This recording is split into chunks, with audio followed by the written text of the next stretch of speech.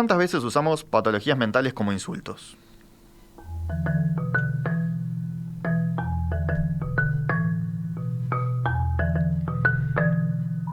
Esquizofrénico, bipolar, enfermo, son palabras que se utilizan con tono peyorativo u ofensivo. Y desde la audiencia, la doctora Natalia Trenchi, psiquiatra de niños y adolescentes, autora de varios libros para padres y educadores, nos señaló que había notado la utilización de estos términos en nuestras tertulias. Es una actitud totalmente discriminatoria, pero además insensible, desconoce el dolor que generan quien sufre eso con sus familiares, e ignorante, se basan en estereotipos ridículos y no sobre la realidad, nos decía en un correo electrónico. Y a modo de autocrítica, pero también para aprender más de este tema, le propusimos a la doctora Trenchi conversar con nosotros al respecto.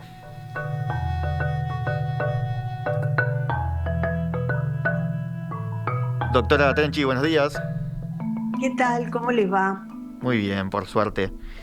Quería arrancarle preguntando, ¿es frecuente escuchar este tipo de malos usos en los medios? Sí, sí, es muy frecuente y no quiero que quede como que se los mandé a ustedes porque los haya rezongado, porque sean los que más lo usan. Y se los mandé porque es a quienes yo escucho y que sé además que son interlocutores sensibles y que iban a entender esta propuesta. Porque a veces cuando uno menciona estas cosas, puede caer en una bolsa de, esta fundamentalista, ahora no se puede hablar de nada, ¿no? Entonces, por eso se los mandé. Es muy frecuente escuchar que se utiliza como insulto, como característica negativa o peyorativa, estas patologías mentales o condiciones mentales, ¿no? Es muy frecuente, no solo en los medios, es frecuente en las conversaciones de las personas normalmente, esto de decir esquizofrénico o autista o bipolar eh, frente a algún tipo de comportamiento. ¿Y cómo hacemos, Natalia, para sacar esto de lo que es el vocabulario que, como decís vos, se utiliza habitualmente, ¿no? Y a Ahí veces sin está. pensarlo, porque en realidad a veces ni lo razonamos. Exacto, y ese es el tema. Vos fíjate que el prejuicio es algo natural en nosotros. No es que nos enseñan a ser prejuiciosos. Los niños naturalmente eh, responden frente a lo que es diferente, que eso es como el germen del prejuicio. Lo que uno aprende después, en todo caso, es la ideología que puede estar detrás. Pero esto de responder a lo desconocido o a lo que nos da un poquito de miedo es algo natural. Por eso es que es muchas veces difícil de combatir porque es lo que nos sale naturalmente, alejarnos o la necesidad de etiquetar como para ponerlo en un paquetito y mantenerlo lejos, eso que no entendemos o que nos asusta. Por eso es que la manera de combatirlo tiene que ser una manera voluntaria. Uno tiene que hacer el esfuerzo por dejar de utilizar estas palabras, porque capaz que naturalmente nos salen. Entonces, conscientemente tenemos que decir, ¿qué estoy haciendo? Y esa era un poco la intención de mi mail, sensibilizarlos para decir, pero yo no puedo estar eh, haciendo esto. Yo no puedo estar estigmatizando una condición de esta manera. Si yo quiero mencionar una actitud que me resulta desagradable o mala o lo que sea, voy a describir esa actitud sin etiquetarla, porque si digo que fulano es un autista o un bipolar o un esquizofrénico sin que lo sea y con características negativas, me estoy sumando a el estigma social, me estoy sumando a la discriminación y estoy segura que eso no es lo que está en la base de el uso de esas palabras. que además, como ustedes hacían mención hace un ratito, se basan en simplificaciones muy burdas de lo que son estas condiciones, ¿no? Y se basa también en otra cosa que está bastante extendida en la opinión pública, que es el confundir emociones o comportamientos normales con patologías. Por ejemplo, muchas veces cualquiera de nosotros puede decir, estoy deprimido porque me fue mal en el trabajo. No, eso no es estar deprimido, eso es estar triste. Y estar triste o preocupado no es estar deprimido. La depresión es un trastorno en el cual la tristeza es uno de los signos y síntomas, pero se acompaña de muchas otras cosas. Y la tristeza no es una patología. La tristeza es algo normal, esperable y deseable en todos nosotros. Y eso es algo que en estos últimos días también estoy escuchando, ¿no? Que se dice el aumento de la patología mental como consecuencia del aislamiento. Yo no estoy tan segura de que eso sea así. Que gente que tenga determinadas patologías, el aislamiento le haga peor, es cierto.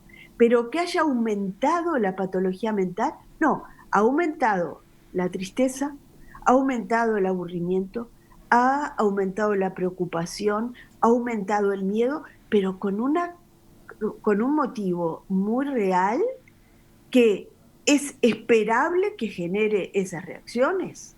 No es patológico estar preocupado hoy por la situación de pandemia o por la incertidumbre laboral. Eso no es una patología, eso es una respuesta normal, que a veces uno también confunde en las conversaciones, ¿no? Como que todos tenemos momentos de alegría y momentos de tristeza. Eso no nos vuelve bipolares. La bipolaridad es un trastorno que tiene todo un perfil diferente, que no tiene nada que ver con eso de que uno pueda en diferentes momentos de la vida estar más contento o más triste. Lo mismo el autismo, ¿no? Que todavía hasta en este caso ni siquiera estamos hablando de un trastorno, es una condición. El mundo está lleno de personas con trastornos del espectro autista y que son sumamente variados, sumamente variados. Todos nosotros conocemos personas que pueden caer dentro del espectro autista y que son absolutamente productivos a la sociedad y que enriquecen nuestra realidad y que no se ajustan para nada a ese estereotipo del autista como alguien encerrado en sí mismo y en su mundo como se dice habitualmente, o que no tienen emociones, nada que ver. Entonces, a eso apunto, a poder poner al sufrimiento mental en un lugar de respeto social, ¿verdad?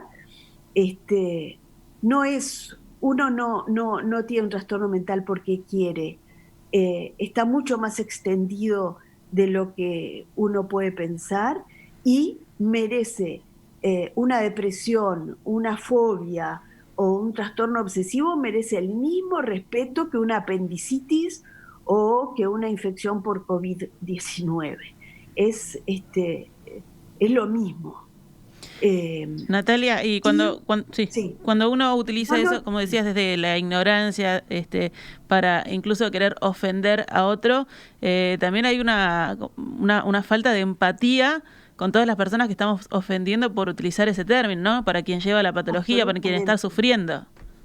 Absolutamente. Lo que la realidad y la experiencia nos ha mostrado, que lo que afloja el estigma es conocer a gente con esas características. Fíjate que el gran aumento que ha habido, por ejemplo, de frecuencia en niños con trastorno del espectro autista, ha hecho que hoy sean una realidad en todos los centros educativos. Lo que antes era una rareza, hoy es una realidad y todos los centros educativos tienen niñitos con esta condición. Y eso, ¿a quién le ha traído más beneficios? Probablemente más que al niño con trastorno del espectro autista, a todos los demás, que les ha permitido conocer cómo un niño con esas características es un ser humano, es una persona que tiene gustos, que demuestra alegría, que hay cosas que no le gustan, que tiene habilidades, que tiene debilidades, pero que es una persona con toda la riqueza de cualquier otra persona. Entonces, el conocer, el saber, el tomar contacto es algo que debilita el estigma, porque debilita el estereotipo, y eso es lo que está bueno y lo que estamos de alguna manera consiguiendo con la integración y con esto de poder visibilizar algún tipo de patología mental, ¿no? Sí, perdón. Uno de los tantos obstáculos que encontramos a veces es el autoestigma, ¿no? Que así como la gente puede utilizar estas etiquetas para insultar o hacer sentir mal a otro, la gente muchas veces se puede poner esas etiquetas y ocultarlas y alejar la posibilidad de buscar ayuda porque se avergüenzan de tener determinada sintomatología. A veces es difícil en las instituciones escolares, por ejemplo, que se pueda hablar públicamente de que fulano no está viniendo a clase porque está con un trastorno depresivo, que de alguna manera eso visibilizaría y humanizaría el trastorno, pero también se oculta por eso de que uno quiere evitar las etiquetas. Yo le decía a Emiliano hace unos minutos cómo hay algunas palabras que quizás antes se usaban más. Por ejemplo, cuando yo era niño no era raro que se usara down como un insulto. Exacto. O otra expresión peor en la misma línea, que quizás esas ya no se escuchan más o se escuchan menos, pero todavía como estas como bipolar o esquizofrénico o enfermo incluso, ¿no? Que son otras que todavía las tenemos más y vos fíjate en la cotidianidad. Que también este fenómeno tiene otra cara que es interesante porque puede parecer opuesta y surge de lo mismo, que es la romantización de la locura o de la enfermedad mental, cuando hay posturas que dicen a mí me gusta ser loca, o yo quisiera, ojalá hubiera más locura en el mundo, ese tipo de manifestación, que en realidad cuando yo los escucho digo, esta gente nunca debe haber tenido contacto realmente con lo que es la locura. Y están confundiendo locura con libertad, porque de repente uno lo que sí quiere es ser más libre, permitirse cosas, el no quedar siempre adentro de la cajita, pero eso no es locura. Eso es ser libre, eso es ser autónomo, eso es ser original o creativo. Entonces, el romantizar la locura también es un estereotipo y también es un estigma. Hay veces que se piensa, por ejemplo, que grandes artistas fueron grandes artistas por haber sido locos. El caso de repente más popular es el de Van Gogh, ¿no? Y en realidad lo sorprendente es que a pesar de su enfermedad mental haya sido capaz de mantener esa creatividad, pero la enfermedad mental nos privó de Van Gogh. No es que nos dio su arte, al contrario, era tan genio que ni su enfermedad mental impidió que produjera todo lo que produjo, pero no es gracias a la enfermedad mental. La enfermedad mental verdadera nos saca libertad, no es algo lindo, romántico, productivo. Esa postura tampoco es realista. Se habla del capacitismo como una discriminación similar también al racismo y al sexismo, ¿no, Natalia? ¿Qué, ¿Puedes ampliar?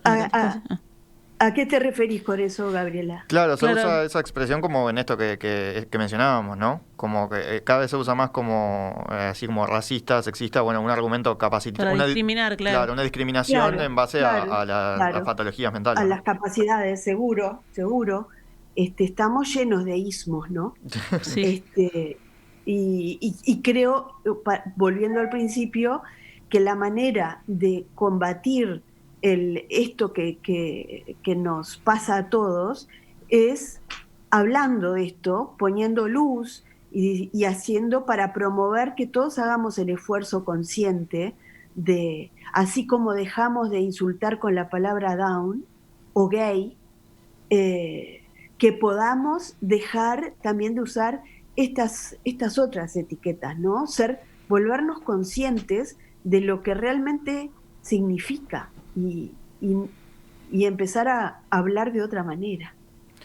Acá nos manda un mensaje Stella que dice: la generación de mis hijos, 37 y 40, decían, fulano es un niño teletón, hasta que los obligué a ver una tarde la Teletón y nunca más lo hicieron. Dice, definían así al que no se integraba por algún motivo al grupo.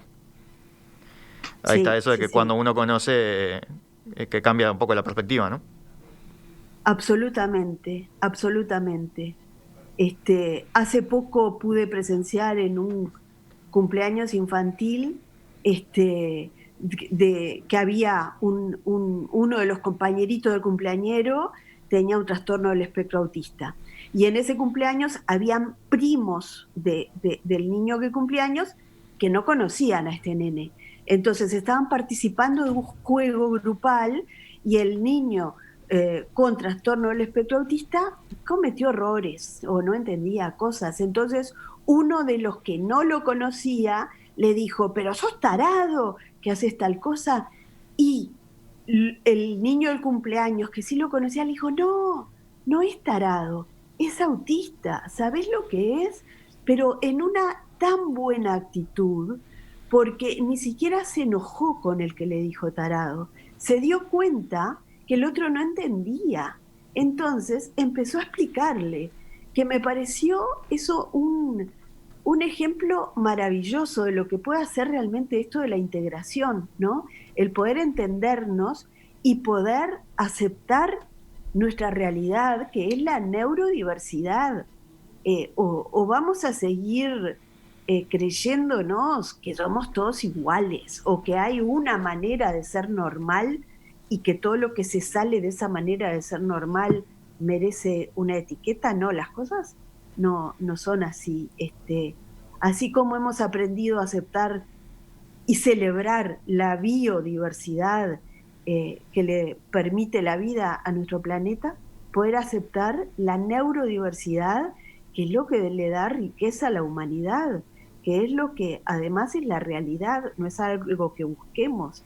Todos somos neurodiversos, con cerebros únicos, uno y otro.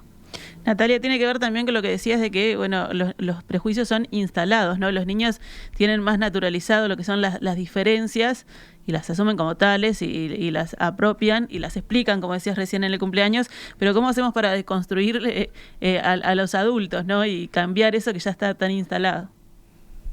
Esto con un trabajo artesanal, Gabriela, de hablar, de sensibilizar, de poder trabajar lo que es la empatía, ¿no? La capacidad de conectarte con otro, entender al otro, entender diferentes realidades, y eso se logra con un trabajo sostenido a diferentes niveles, donde ustedes los periodistas tienen un rol recontra importante, porque cada vez que se hable de esto, cada vez que se ponga luz sobre la realidad de repente de los trastornos o de las condiciones mentales, se humaniza, se le pone cara, se le pone familia a eso,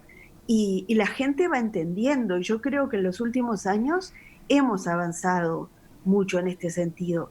Queda mucho por hacer, pero yo creo que la única manera es seguir en distintos niveles esto de humanizar a las personas que padecen enfermedades mentales. Doctora Natalia Trenchi, médica, psiquiatra de niños y adolescentes, muchas gracias por estos minutos esta mañana en Perspectiva. Gracias a ustedes y gracias por estar siempre sensibles a este tipo de temas.